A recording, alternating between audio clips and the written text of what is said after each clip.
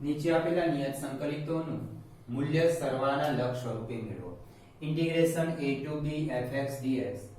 અહીંયા વિધેય છે fx is equal to x,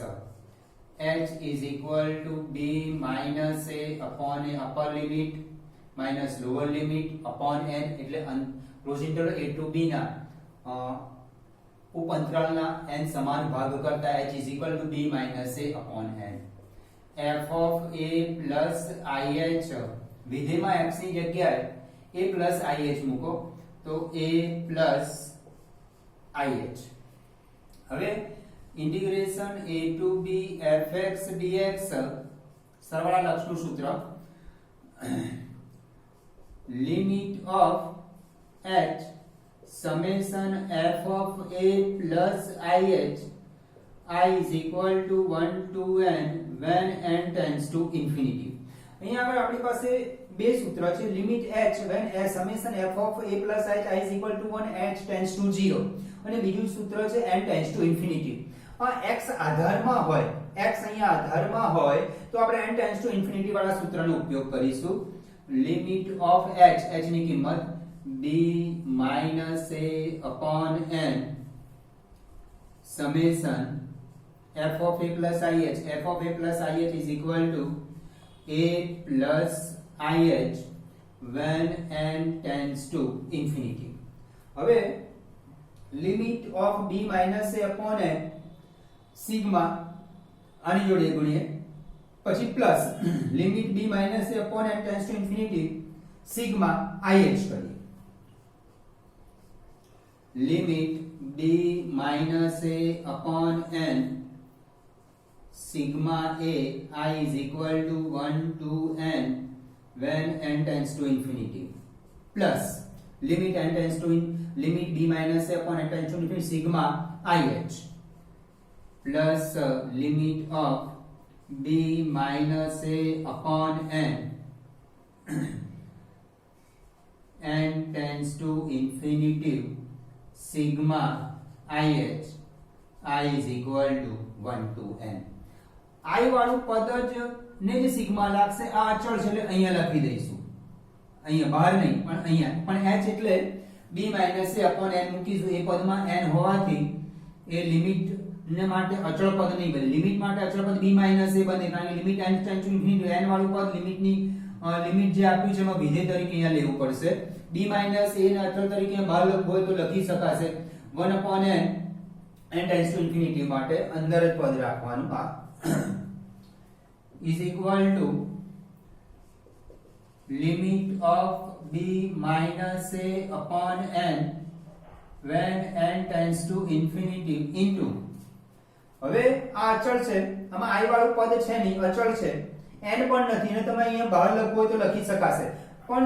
ત્યારબાદ એવું રહેશે અહીંયા અચળ છે એટલે એને બહાર લખી દીધા, n પણ નથી એટલે અચળ છે. હવે 1 રહેશે તો 1 plus 1 plus 1 plus 1 plus n વખત કરીએ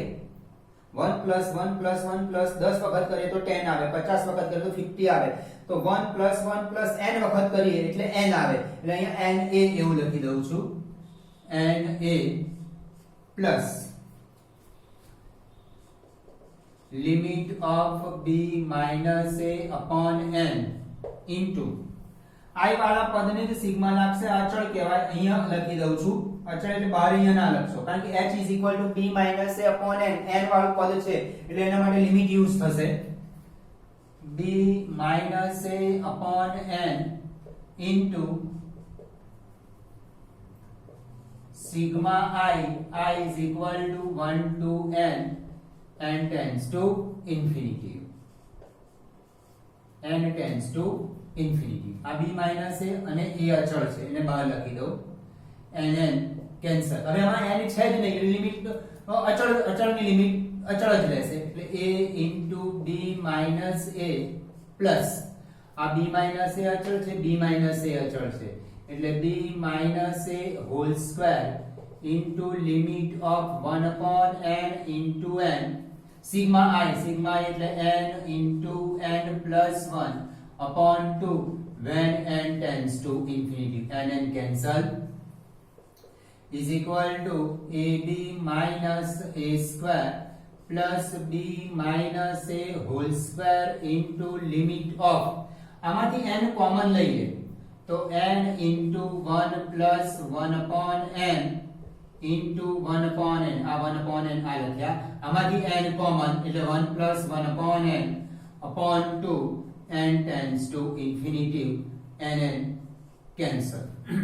હવે આગળ આપણે કોમન n એટલા માટે લીધા કે 1 upon n બન્યું અને limit of 1 upon n when n tends to infinity is equal to 0 is equal to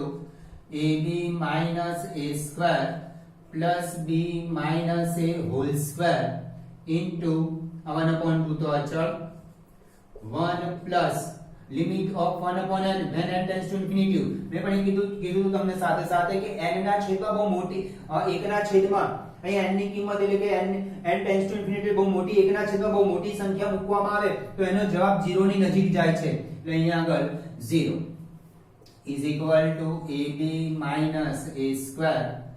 plus b square minus 2ab plus b square upon 2 2 લસા લઈ લો 2ab minus 2a square plus b square minus 2ab plus b square upon 2 is equal to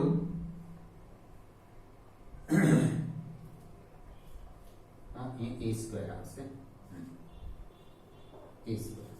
minus 2a square plus a square minus a square એટલે b square minus a square upon 2 આપણે સરવાળાના લક્ષ તરીકે નિયત સંકલનનું મૂલ્ય શોધ્યું સરવાળાના લક્ષ સિવાય પણ આનું નિયત સંકલનનું મૂલ્ય શોધી શકાય છે જે આપણે આગળ સ્વાધ્યાયમાં ભણીશું integration a to b x dx આનું ઇન્ટિગ્રેશન થાય x2/2 અહીંયા લોઅર લિમિટ અહીંયા અપર લિમિટ 1/2 અચળ x ની કિંમત મૂકી દો પહેલા અપર લિમિટ મુકાય માઈનસ કરીને લોઅર લિમિટ મુકાય b² - a² upon 2 1/2 into b² - a². તમને સરવાળાના લક્ષ તરીકે એક્ઝામ્પલ પૂછ્યો તો અંદર સરવાળાના લક્ષ પ્રમાણે જ એક્ઝામ્પલ ગણવો જવાબને ટેલી કરવા માટે આપણે આ રીતનો ઉપયોગ કરી શકીએ x નું ઇન્ટિગ્રેશન થાય x² by 2 અહીંયા અપર લિમિટ અહીંયા લોઅર લિમિટ અહીંયા અપર લિમિટ 1/2 તો અચળ છે અપર લિમિટ મૂકી દો માઈનસ કરીને લોઅર લિમિટ મૂકી દો x ની જગ્યાએ આ જવાબ ટેલી કરવા માટેની રીત છે કે આપણે મેથડ સાચી છે કે b² - a² upon 2 આ પ્રમાણેના એક્ઝામ્પલ છે જ આપણે આગળ સ્વાધ્યાયમાં પણ અહીંયા સરવાળાના લક્ષ તરીકે કીધું છે એટલે આપણે આ પ્રમાણે જ ગણવો પડશે બીજું x આધારમાં હોય તો આપણે અહીંયા ખાસ ધ્યાન રાખશું તો n tends to infinity પણ કોઈકવાર x ઘાતાંકમાં હશે 2x 3x તે વખતે આપણે અહીંયા h tends to 0 વાળા સૂત્રનો ઉપયોગ કરીશું આપણી પાસે આના બે સૂત્ર છે limit h summation f of a plus i h when h tends to infinity અને h ની કિંમત અહીં આપણે મૂકી દીધી b minus a upon n ને અંદર ગુણી કાઢે sigma a plus limit of b minus a upon n tends to infinity b minus sigma i h i આ 1 plus 2 આ તો અચળ કહેવાય એટલે મેં અહીંયા બહાર લખી દીધું ને h ની કિંમત મૂકી દીધી b minus a upon n sigma i is equal to 1 to n sigma i એટલે 1 in n into n plus 1 upon 2 n cancel હવે અહીંયા સીધું 1 upon n એટલે n tends to infinity 0 અહીંયા ના મૂકી દેતા અહીંયા 0 મૂકશો એટલે આ ભાગ 0 આખો 0 થઈ જાય પણ આના કરતા આમાં અહીંયા n કોમન કાઢી દેવાના આ કૌંસમાંથી એટલે આ છેદના n કેન્સલ થઈ જશે એટલે 1 plus 1 upon n હવે આને લિમિટનો ઉપયોગ કરો એટલે આ ભાગ કેવો થઈ જશે 0 થઈ જશે પછી સાદું રૂપ આપી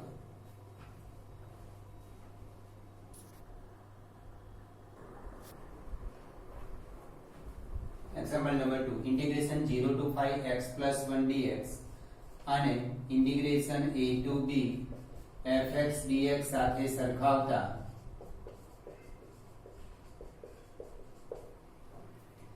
a is equal to 0 b is equal to 5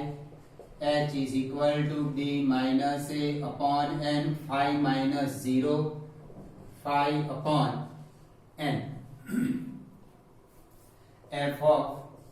a plus ih આમાં a ની કિંમત a 0 છે તો 0 plus ih is equal to f of ih વિધેયમાં આપણે fx બનશે x plus 1 વિધેયમાં x ની જગ્યાએ ih મૂકી દો તો ih plus 1 integration a to b fx dx is equal to limit of h summation f of a plus ih I is equal to 1 to n when n tends to infinity is equal to limit of h summation f of a plus ih એટલે ih plus 1 I is equal to 1 to n when n tends to infinity limit h અને sigma અંદર ગુણી દઈએ આની સાથે અને આની સાથે is equal to limit h sigma ih I is equal to 1 to n when n tends to infinity plus limit h sigma 1 જોડે ગુણી નાખીએ તો limit h sigma 1 I is equal to 1 to n when n tends to infinity હવે sigma i into h આ h અચળ કહેવાય એટલે અહીંયા લખી દઈએ આપણે અને સિગ્મા i એટલે n into n plus 1 upon 2 આ h ની કિંમત અહીંયા લખી દઈએ એટલે h અહીંયા બાર h square sigma I is equal to 1 to n when n tends to infinity plus limit of h sigma 1 sigma એટલે સરવાળો કોનો 1 નો 1 plus 1 plus 1 plus n વખત into n when n tends to infinity હવે h ની કિંમત મૂકી દે h is equal to 5 upon n is equal to limit of 5 upon n square into sigma I એટલે n into n plus 1 upon 2 when n tends to infinity plus limit of h ની કિંમત 5 upon n into n when n tends to infinity is equal to limit of 25 upon n square when n tends to infinity n into આમાંથી n common n into 1 plus 1 upon n upon 2 plus હવે આમાં n છે જ નહીં એટલે limit અચળની limit એ જ આવશે એટલે 5 ની limit when n tends to infinity પણ n છે જ નહીં એટલે અચળ થઈ ગયું ઓકે હવે જ્યારે પણ આપણે sigma i square sigma i cube નો ઉપયોગ કરીશું ત્યારે એમાંથી n એ દરેક કૌંસમાંથી n કોમન કાઢીશું અને 1 upon n નું સ્વરૂપ બનાવીશું 1 upon n નું સ્વરૂપ બનાવવાથી ત્યાં લિમિટનો ઉપયોગ થશે એટલે આ ભાગ 0 થઈ જશે 1 plus 0 આ કેન્સલ n square એટલે અહીંયા 0 નહીં થાય આપણે એવું વિચારીએ કે limit n tends to infinity 1 upon n એટલે અહીંયા 0 નથી લખવાનું આપણે અહીંયા આ જે સિગ્મા i માં જે n છે એ n આપણે કોમન આ તો n છે આમાંથી કોમન લઈ લીધા n એટલે n 1 plus 1 upon n એટલે આટલા ભાગને લિમિટ લગાવીએ એટલે 1 plus limit 1 upon n when n tends to infinity એટલે 1 plus 0 થશે is equal to 25 upon 2 1 plus 0 આ 0 થવાનું કારણ limit 1 upon n when n tends to infinity is equal to 0 plus 5 is equal to 25 upon 2 plus 5 25 plus 10 upon 2 is equal to 35 upon 2 હવે આને આપણે સરવાળાના લક્ષ સિવાય ગણીએ તો integration 0 to 5 x plus 1 dx